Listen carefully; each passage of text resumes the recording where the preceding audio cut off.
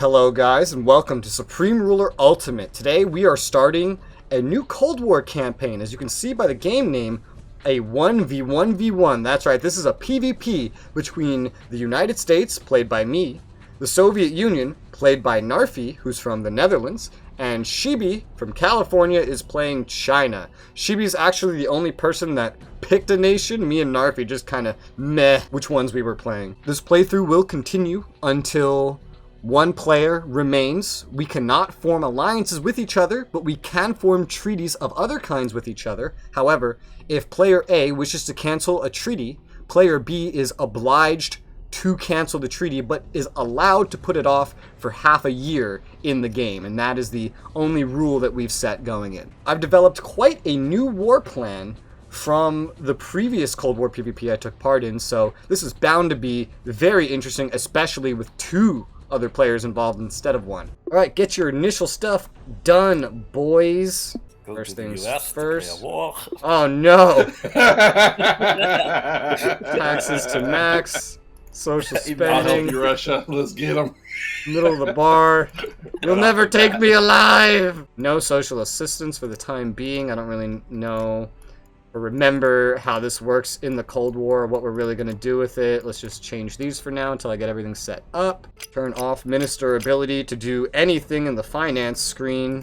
Do not sell uranium. We will hoard all of our uranium. I don't remember needing to stockpile industry goods in the Cold War. Oh my god. My electrical, actually, Jesus we Christ, might need to. 222,000, you 725,000. Holy fuck. Do remember you on the China. Also, the starting values are also not set in stone. Once you get your infrastructure spending up, then that changes everything. Yeah, of course, but just holy fuck.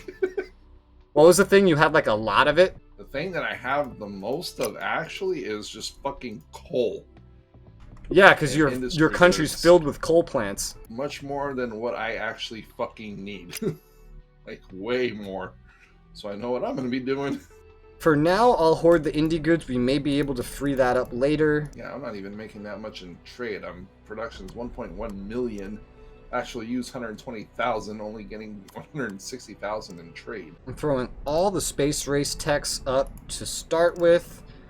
Just to get everything kind of going underway here at the very start. We're going to turn on the auto production for now. We start out with a lot of military stuff, but I intend to keep a lot of this stuff buzzing for the time being, because we're going to need everything we can get. We also need to quickly set up our ROE. Initiative to high, loss tolerance to low. For now, that will be fine. However, I want all the land units in this region to not have initiative or minister control on whatsoever. We're going to take all the land units in Korea and we're going to move them to Japan somewhere, let's say right here. I'm going to be taking a much more active approach in Japan this time around compared to previous times. Otherwise, full initiative for the minister, lock him off from spending anything. Same thing with this minister, I almost forgot. We'll start getting our military deployed, we'll start getting military recruiting. I have loads of plans that I cannot wait to share with you guys because I think this is going to be a very interesting playthrough. I'm of course going to condemn the test of the atomic bomb. I'm going to go around setting up a bunch of government support and other things like that for nations that I would like to become allies or friends with. We're going to form an alliance immediately with Australia. We're going to really just try to force our way in there. So last time in the Cold War, my plan for PvP was very based around Europe. And that is because when we versed Shibi, it was just me versus the Soviets, and Europe was my gateway into the Soviets. But now we have the Chinese to worry about as well, and they start out very strong in this setting. They have a bunch of leftover equipment that was given to them by the Allies, including the Soviets, from the end of World War II, and it's very motorized and mechanized, more so than our entire army is, actually.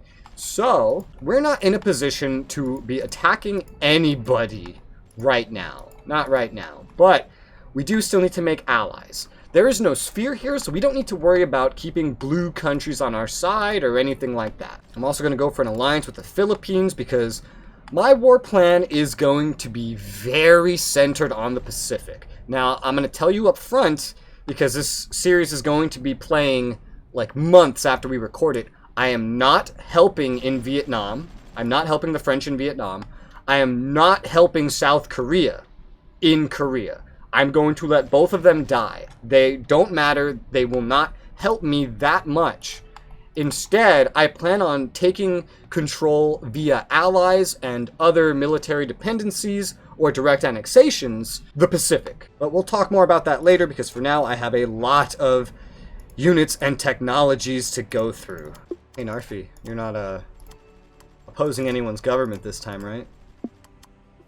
Not right now. Yeah, sure you're not. I think I can say everything. You wouldn't believe me. I don't believe it. I've learned not to believe a single thing you're saying. You lied about everything in that other playthrough. And even after it was done, you were still lying about what you did. We literally finished the PvP, basically, and I ask him how much military units of yours are deployed, and I tell him because most of mine aren't even deployed. He goes, oh yeah, me too. The playthrough's already done by that point, so I load it up a few days later, and I find that in fact, he had everything deployed. He was running on fumes. It was like, oh yeah, me too. It's like, Narfi! He's like, I learned to never tell my enemy this kind of information. I was like, but we finished playing. China's making us first ally. North Korea and China, that indeed. I also made my first ally, I think. Oh, now it's going through. It took a minute. 2 allies, actually. Yeah, of course.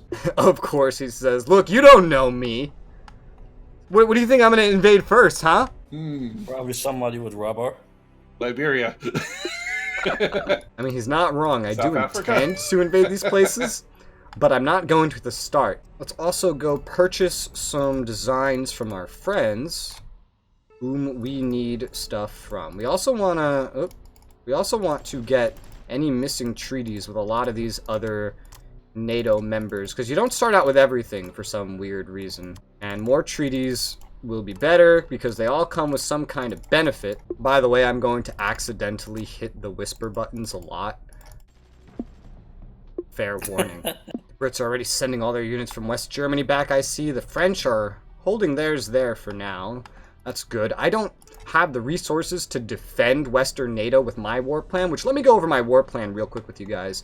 So the war plan I'm going for here at the start is called War Plan Pacific. We are essentially going to try to dominate the Pacific. I already have Hawaii here. That's already a good start. We're allies with Australia. We're going to get New Zealand. We have the Philippines. I want to get Formosa, hopefully, as well. Now, allies are allies. Allies will not actually extend my control and coverage across the Pacific because I won't be able to base out of an ally. We do also have these colonies, and I can annex them to get sea bases further in, especially here in this more centered region, which is fairly important. But my first war target is going to be Japan. We are going to betray Japan, who as of right now is not militarized due to the post-World War II treaty where we basically, the US, took away their military and forced them to just rely on us for protection.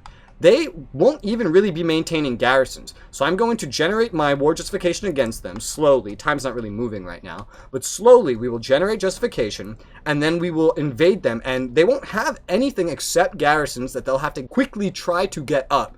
And then we're going to take over the whole country and develop it like it is its own country in terms of industry, in terms of military. Therefore, I have a backup country, so to say, right on their borders, so I can be a pain in their ass, literally in their asses, the entire playthrough. After that, I intend to hopefully do the same here with the East Indies. Not because I want their resources, a little bit because I want their population to stabilize my economy a little bit, but mainly so I have all this Pacific territory amidst my allies who will be willing to hopefully protect me a little bit.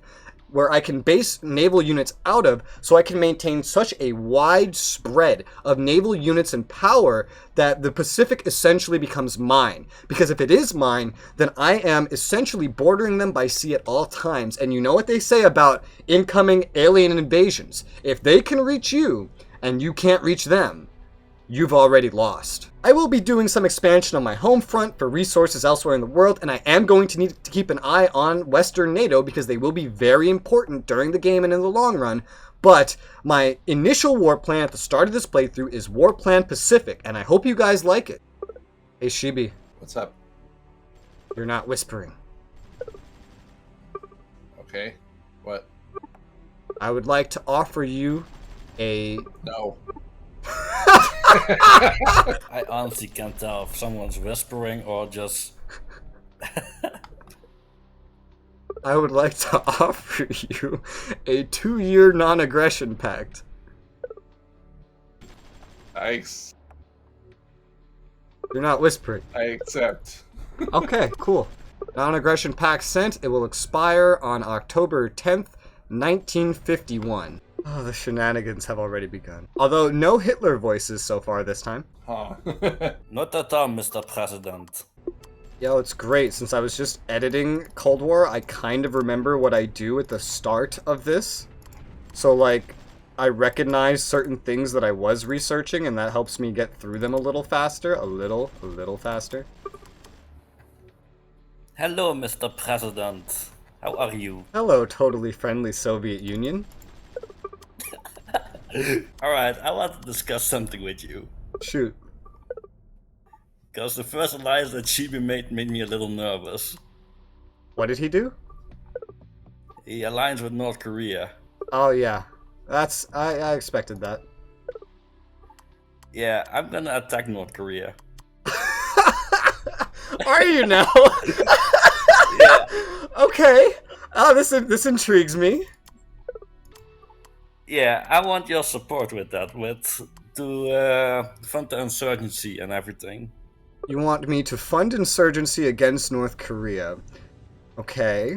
And... When I declare war. Okay, when you declare war. Yeah. And...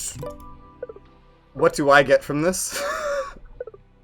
What do you want? When are you going to declare war? As soon as North Korea takes over South Korea.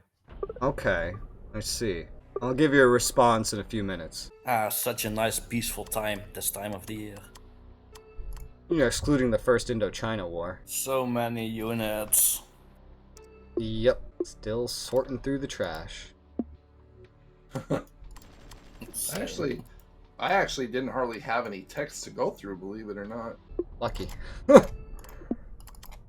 Cold War China gets a lot. I literally have like no fucking text. One thing about being in that kind of position is that the world market is actually in intervals going to just give you for free or for very, very cheap random technologies and stuff. What are you doing invading my territorial? By your Air Force. Let's see. Those are transport planes. Where are they going? Why are... No, stop it. Apparently, I forgot to turn the fucking unit pathing bullshit off. Oh, that's what it was. They were trying to fly to go to fucking Indochina. The AI was sending them there. Yeah, there was 4 of them. It was all transport planes. So Shibi, when are you gonna take Hong Kong? I don't know. Like I said, it's a good question. When you kill Britain? Okay, Narfi. So here's my line of thinking. So not only, technically, are you asking me to support oppose North Korea, but by proxy, you're also asking me to let South Korea fall. That's right. What would be an equal trade to letting someone that I start out such great friends with fall in such a strategic location and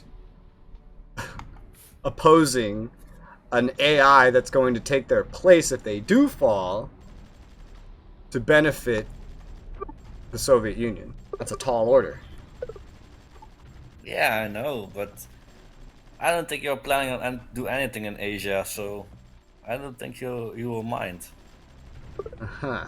Okay, well then, Do you if... have something in mind that you would want, or Yes, I actually, I have one thing that I think would be a fair trade, maybe.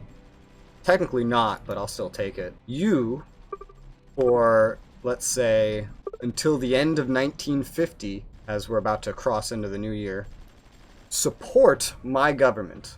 That way I can be sure you maintain 0 war justification towards me during this time period. no, all right? Let me think. Just get back to me. We got a while before South Korea and North Korea go to war. Yeah, June, right?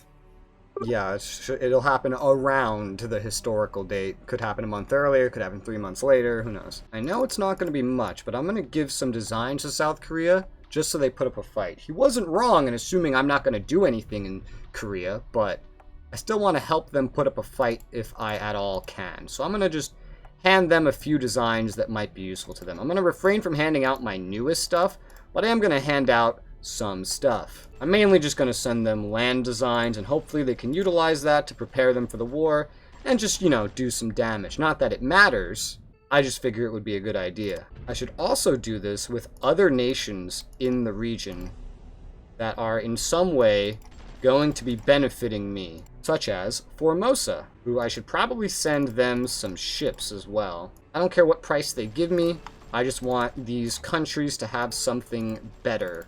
And if they ever turn against me, that's fine, because I will be advancing far beyond this stuff. So I'm not sending them my best stuff. I just want them to be prepared in case the worst happens. Australia, New Zealand, they don't really need this kind of setup as much. I do need to get whatever treaties I can get with someone like New Zealand and anyone else that catches my eye for an alliance, because the supporting so far isn't going the best, so we gotta get what we can get to try to make them like us a little bit more and push it into the direction that I'd like it. On the side of Western Germany, though, we can get a full alliance. The Western NATO nations all generally have very high relations with them anyway, and they have mutual defense, so it's okay to be a public ally of theirs. Alright, Raz, I have thought about it. Uh-huh. I agree on one condition. Okay. You support the war. Like press the support button when it pops up? Yeah. Just because we're friends, you know. I mean, alright. You know that doesn't do anything, right? Like, that... Well, it does. It does do something, but it's not going to change anything impactful. Doesn't it affect the diplomatic relations? Yeah, it world affects the market? diplomatic relations, not the world market. It affects diplomatic relations between the two countries involved, and as a result, third-party relations, and that's pretty much it. It also can affect provocation if an AI player is involved. Okay. If we do that, I agree. Okay. Let's start on January the 1st. I will support you. Sounds good to me. In preparation for the war with Japan, I'm going to turn off some ROEs here in America on some land units, regardless of what the land units actually are, and I'm going to get them sea transporting towards Tokyo. I'm going to land them over by Tokyo, in fact, just to reinforce the troops that are already there. We have, excluding air, probably 60-ish units in the region. We're going to need more. That's not necessarily true, because it looks like they're not even really maintaining a lot of their garrisons in the region. They have very few garrisons, but they still have some, which means I will need to fight through these garrisons. Every city has one garrison, that's still quite a lot of garrisons. I'm probably going to need more troops than I'm even sending over there. And they definitely have been spreading their garrisons, not everywhere, but a decent amount. Oh look, Canada has troops in my land. Also didn't get all the treaties with Canada. Let me go ahead and do that. I'm also not doing the thing that I usually do where I end up dismantling older units to make way for the newer, better units. I'm not doing that quite yet. I intend to, but there's some things I need to get done first. Namely, especially the invasion of Japan. That's the most important thing, and upgrading current units comes later. What we mainly have to get rid of anyway is things like infantry, really old World War II and even pre-World War II infantry. But I'd rather have the numbers just so I can seem a little scary while we're still early on and my plans could potentially go to shit. How long did your PvP last, by the way? 1 day. Yeah. Same day. A full day. Yeah, it was about 8 or 9 hours, roughly 8.5. This one is going to last longer just because there's 3 of us. Yeah, and also because I'm not going to be at war with fucking France anytime soon. Not. Yeah, why not? Just do it. It'll be okay. You can take South Vietnam. I'm good. It sounds like a good time. The UK is offering to sell me some random escort units. Just random I think the North shit Vietnamese escorts? are more than capable of taking it. Okay, well, sure. I'll take some extra units. Why not? Money's not going to be a problem to me. Speaking of, I haven't really started building anything yet. I should probably start doing that, especially because I do know that I will be having some needs in that regards, especially in terms of rubber. I also need to get an engineer unit to this island to make it usable for this purpose. I also need to decon some crap I just don't want. I still haven't done any of this. I've just been going through designs, war plans, and all the back and forth shenanigans that you've heard up till this point. I'm going to submit my Asian empire. Alright. Don't worry about it. You know I'll need to So, get some Tibet? uranium mines down. I don't know how many uranium mines I'll need. Well, I'll get down 8 for now. If I can become a uranium exporter, I wouldn't mind I'd that. first go for Hong Kong. They're small. You can attack them and win easily. Yeah, it's also British. Yeah, it's a British colony. No, it doesn't. Hey, I'll just openly declare war on the most powerful navy in the world right now. Why not? Excuse me, mine's better. I would say that. Are you trying to say that theirs is better than mine? It sounds like provocation. Yeah, that sounds like reason to declare war. You're insulting my navy. It's an active war. Exactly. What the hell? Who do you think you are? I'm China. You buy everything from me. Not yet, I don't. Soon you Not will. yet. The U.S. was still a major producer at this time. I don't need no Chinese nothing. Good times. While we're at it, let's go ahead and place some industry goods factories. I know we'll need them, probably. Let's place some at Urbandale. Let's just put a whole ring down, because I will need them. I don't know if there's going to be shortages in the Cold War era. Feel like maybe not, but who knows, we'll see. My first wave of reinforcements to Japan is starting to arrive. That's good. I don't know how many troops we're really going to need, because I don't know how many garrisons they're going to have down by the time I declare war. I'm not imagining it's going to be a lot, but I'd still rather be prepared rather than unprepared. I'm going to send another wave of units over there as well. I'm mostly going to be landing all these waves around Tokyo just because I don't want to deal with anyone seeing my troop movements, because the Soviets and the Chinese will have ships spilling out into this whole region. I'm also going to get some pointless treaties with South Korea. They are going to fall. I am going to let them fall. So these treaties don't matter at all.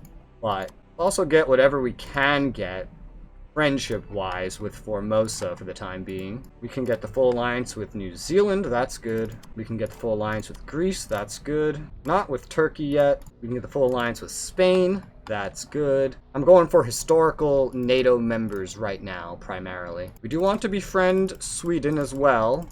Hopefully they don't do what they did last playthrough, but you know. To be honest, I wonder what the sphere will do if there are 2 players.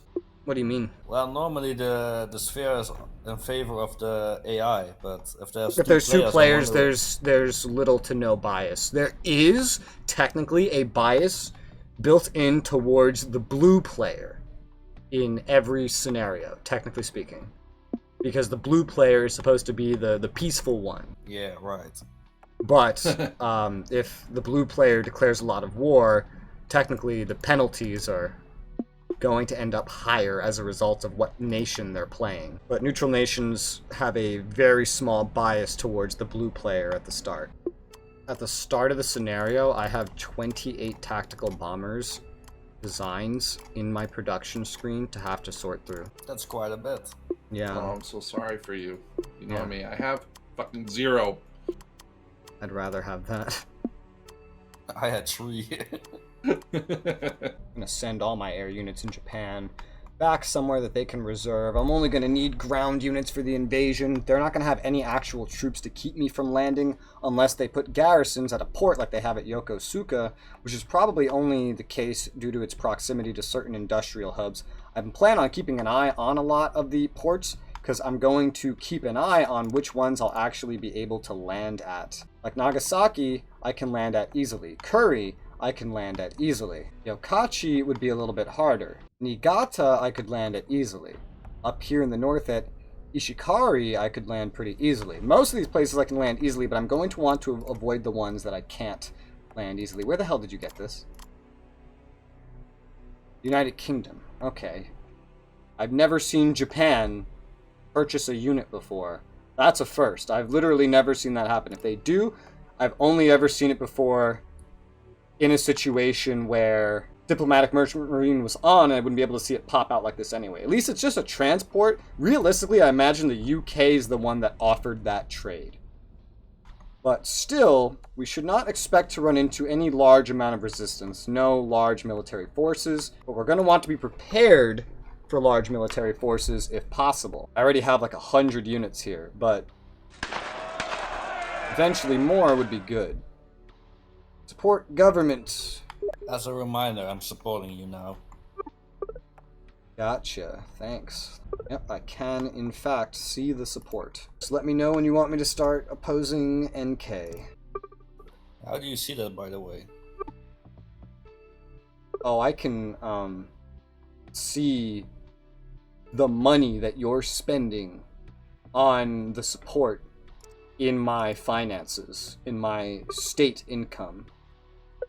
Oh. I know this is excessive, but I'm going to get another 45 land units headed over to Japan as well. Send them over to Tokyo again. I want to have overwhelming force here because if my troops get injured during this war, they're going to have to go repair, but there's nowhere nearby to repair. The closest place is this little barracks down here, and that is not going to be an ideal location. But I'll tell you what, we can probably upgrade this airfield to an air base to make this an actual place our air units can base out of, just like down here.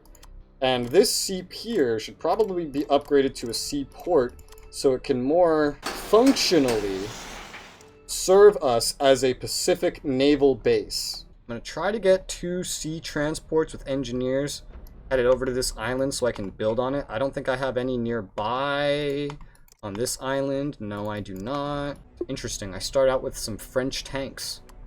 It's very weird. But I guess something happened. I didn't know that. I'm going to ally with Formosa. This is probably my riskier of endeavors that I've undertaken for alliances, but they do have production to keep themselves protected. I have given them some better troops to produce, kind of better.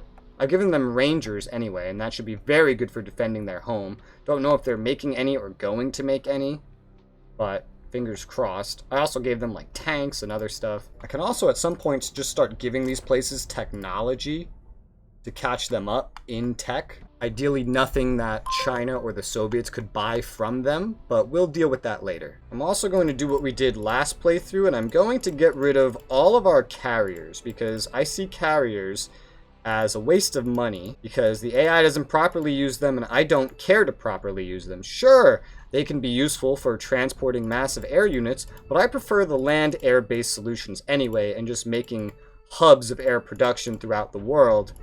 Carriers are very expensive in this game and in real life, but also in this game.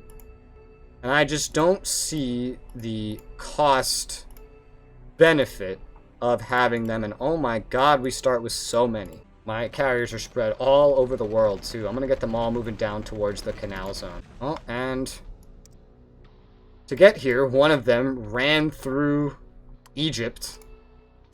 And I think I lost a plane during that because we don't have permission to go through there, it seems.